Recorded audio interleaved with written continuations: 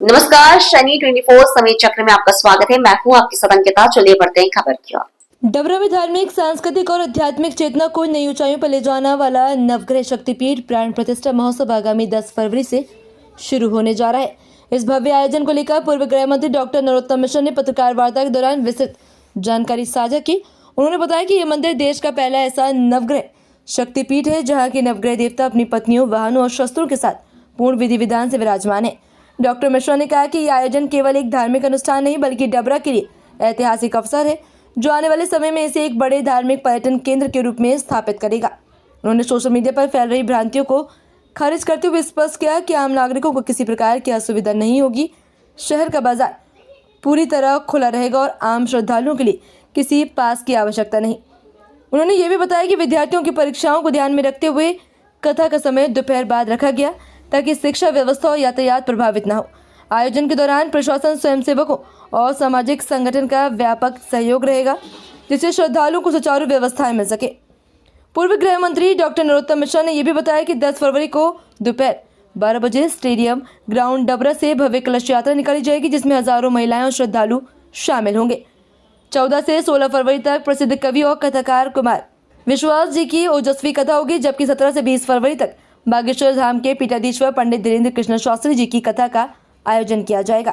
वहीं रात्रिकालीन समय में वृंदावन की प्रसिद्ध सर्वेश्वर लीला समिति द्वारा भव्य रासलीला का मंचन किया जाएगा। डॉक्टर मिश्रा ने बताया कि मंदिर का निर्माण 108 खंभों पर किया गया है और इसकी विशेष वास्तु संरचना ऐसी है कि एक मीनार की छाया दूसरी पर नहीं पड़ती। उन्होंने विश्वास व्यक्त किया कि ये शक्तिपीठ वैष्णो देवी और पीताम्बरा पीठ की तरह डबरा की अर्थव्यवस्था, रोजगार और पर्यटन को नई दिशा देगा और क्षेत्र के विकास में महत्वपूर्ण भूमिका निभाएगा। मैं इसी स्थान के बारे में, जिसका पहला कार्यक्रम 2 दिन बाद 10 तारीख को दोपहर 12 बजे से स्टेडियम ग्राउंड से कलश यात्रा प्रारंभ है। सूचनाओं के साथ साथ कोई भ्रम की स्थिति निर्मित न हो, चूंकि सोशल मीडिया का भी एक स्थान बन गया है और कोई व्यक्ति किसी से पूछने के लिए अगर कुछ डालता है वो भ्रम का निर्माण कर देता है। कोई भ्रम न बने और हमारी जानकारी में जो आए, आपका डबरा है, आपका मंदिर है, आपकी पीठ है, आपके देव है, कार्यक्रम आपका है। इसलिए आपसे मदद मांगने के लिए मैंने, सहयोग मांगने के लिए, प्रार्थना करने के लिए बुलाया है।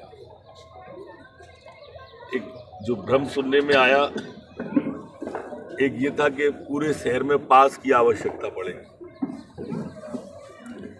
जबकि ऐसा नहीं है। जो पीठ का परिसर है या पूर्व का शुगर मिल का परिसर है, उसके अंदर वाहन लाने के लिए 11 तारीख से सिर्फ यहीं पर पास की आवश्यकता होगी, एक स्थान पर। बाकी पार्किंग कई स्थानों पे, जैसे मंडी में पार्किंग है, कॉलेज में पार्किंग है, कॉलेज के सामने गुलाब भाई साहब के यहाँ पार्किंग है, मिल पर, गोदाम पर, कहीं कोई पास की आवश्यकता। लोगों को ये भ्रम भी बता दिया गया कि शहर के बाहर रोक दिए जाएंगे वाहन। पीठ परिसर के 500 मीटर के रेडियस में ही हम वाहन रोकेंगे। जैसे दतिया, झांसी, छतरपुर, टीकमगढ़, ललितपुर, झांसी के आने वाले वाहन, रेलवे क्रॉसिंग जो हमारी है, हड्डी मिल के सामने से आने वाला रास्ता, वहाँ पर भोजराज जी की जो मिल है और रावत जी का जो फार्म है, गणेशा रावत जी का, वहीं पे रोक दिए जाएंगे। उधर से आने ग्वालियर और इस तरफ से आने वाले, चिनौर से आने वाले, तरवार से आने वाले, ये सब मंडी प्रांगण के अंदर, कॉलेज प्रांगण के अंदर और सामने गुलाब भाई साहब के यहाँ पर जाके वहाँ पर पार्किंग करेंगे। हमारे कार्यकर्ताओं के, पत्रकार बंधुओं के, अति विशिष्ट लोगों के वाहन अंबेडकर पार्क से सीधे आके ये सामने जो मैदान आप सब देख के आए होंगे, उस मैदान की पार्किंग में वो पास वाले वाहन वहाँ आ जाएंगे। क्योंकि भंडारा चलने वाला है तो बड़ी संख्या में कार्यकर्ताओं की आवश्यकता पड़ेगी, तो इसलिए उनको ये भंडारे के पास ले आए। सबसे नज़दीक क्षेत्र तो मंडी का ही पड़ता है मंच के लिए, कथा स्थान के लिए, क्योंकि वो सीधा वहाँ से वहाँ निकाल दिया है। तो उसको इस तरह से कर दिया जाएगा